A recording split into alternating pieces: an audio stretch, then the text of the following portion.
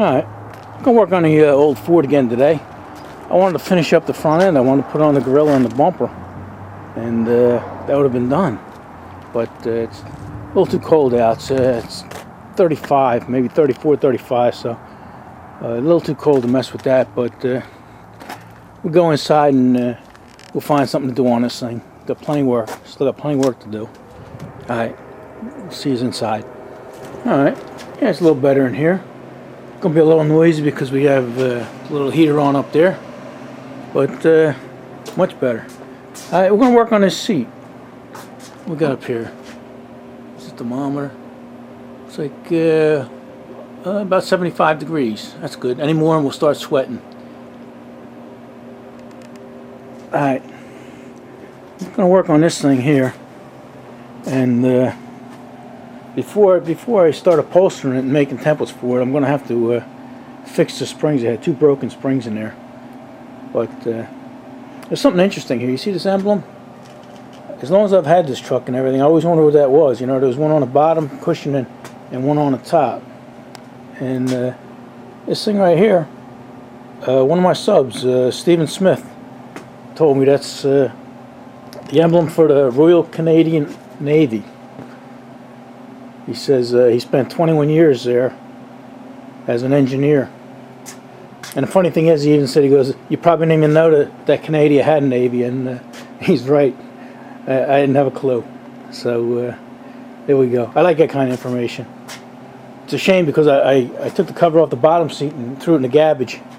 So before I throw this one, before I cover this one, I'll take that off and save it. Maybe stick it on a license plate wall over there or something. Right? It deserves to be saved. So, alright. We'll lay this down and we'll show you what we're going to do in the springs. But we're still working on the bottom here.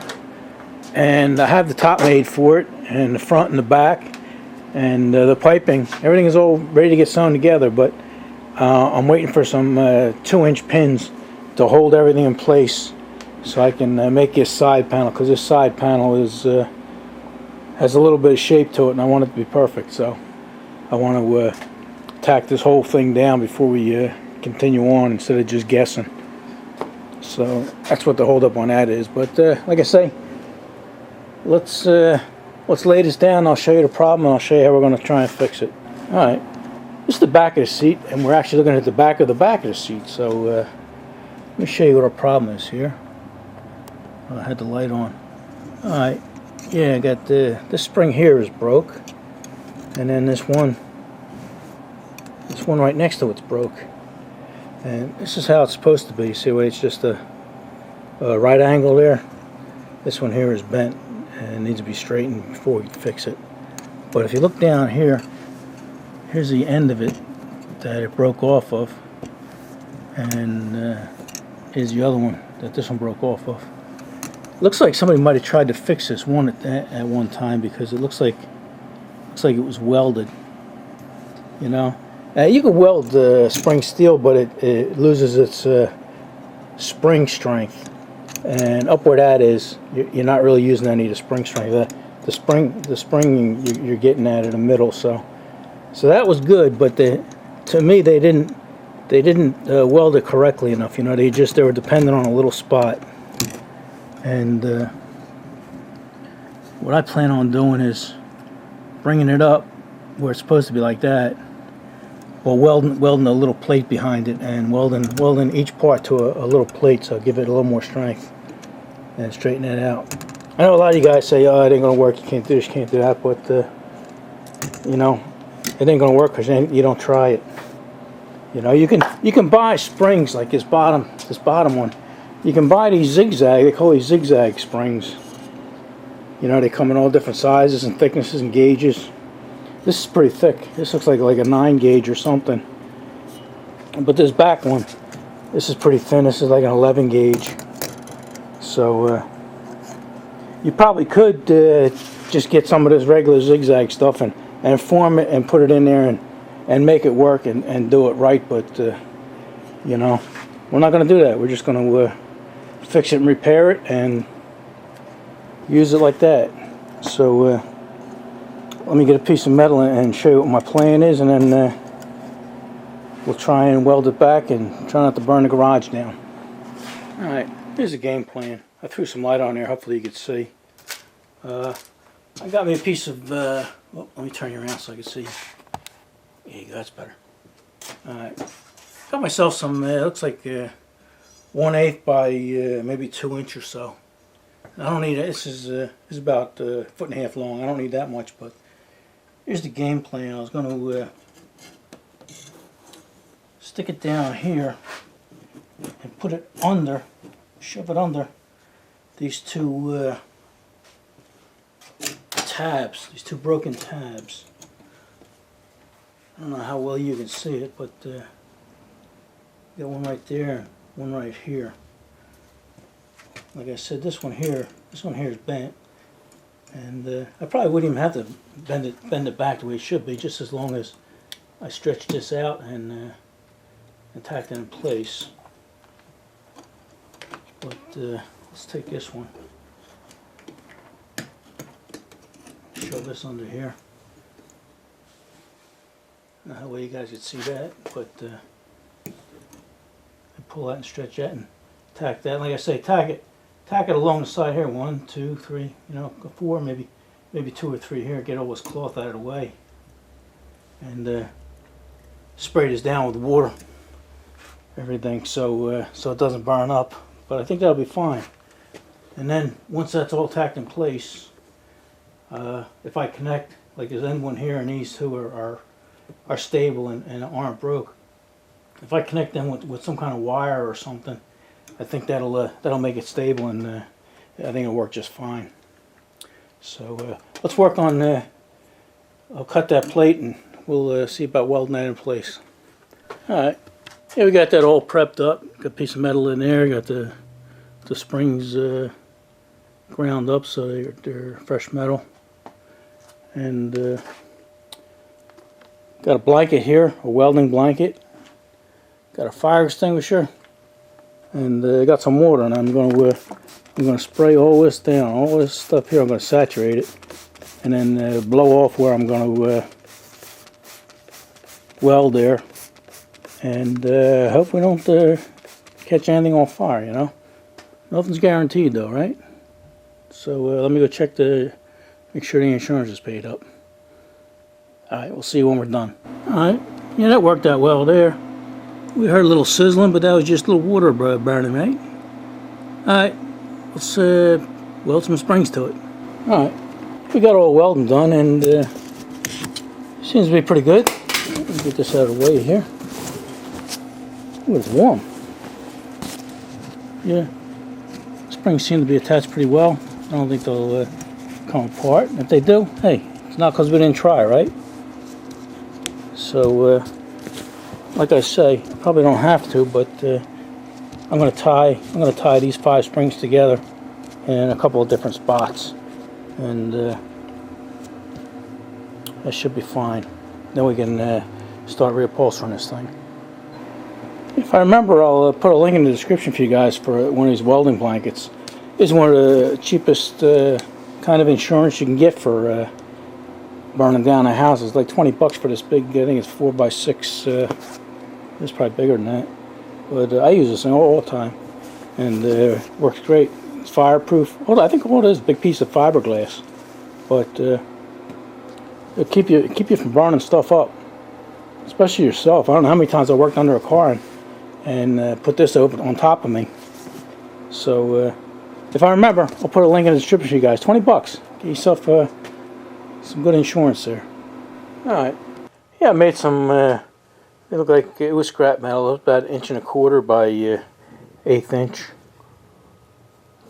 21 inches long, and I attached it in 2 places on each spring.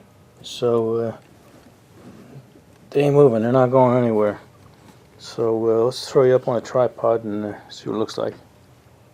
All right. Let's see how it looks.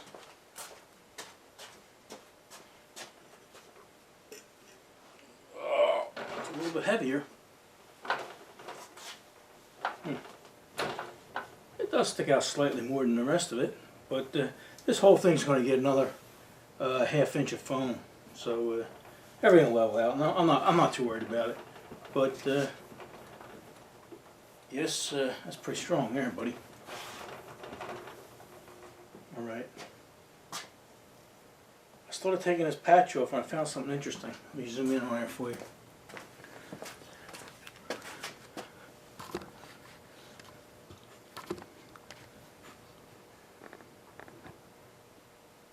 I can't even see the. There we go. Oops, sorry about that.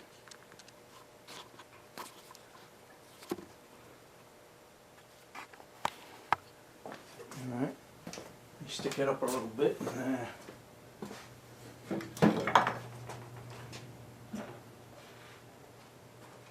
Maybe readjust you there.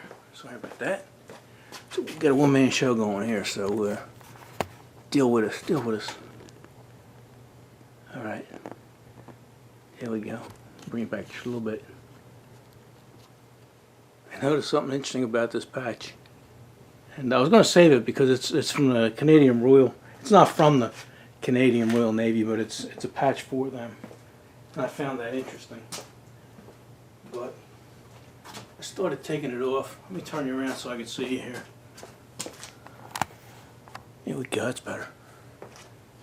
I started taking it off and I realized whoever sewed this on, somebody sewed this on and they sewed it on backwards.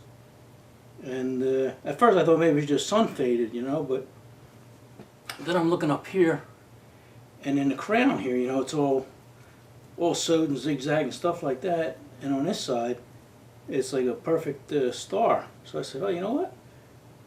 Somebody actually sewed this on backwards, and when they did that, they saved it. Where you at? Up here. There we go. Pull a few threads out, and we got us a nice little patch. Gonna hang it on our door over there. You never know what you're gonna find, right? Oh well. All right, where are we gonna go from here? I don't know where we're going from here. We're gonna figure it out though, and then we'll get back to you. Alright, the thing we're going to do now is I'm going to take this beading off. We don't need this.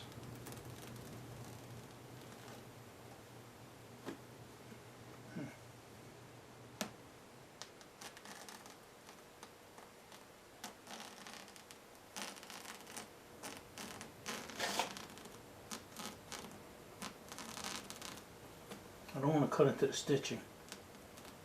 I just want to get this beading out of here. You know, I'm going to take some of this off here, but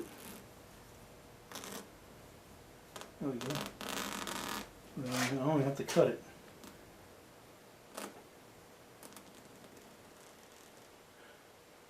Okay, I think I'm running out of frame. I'm losing you guys.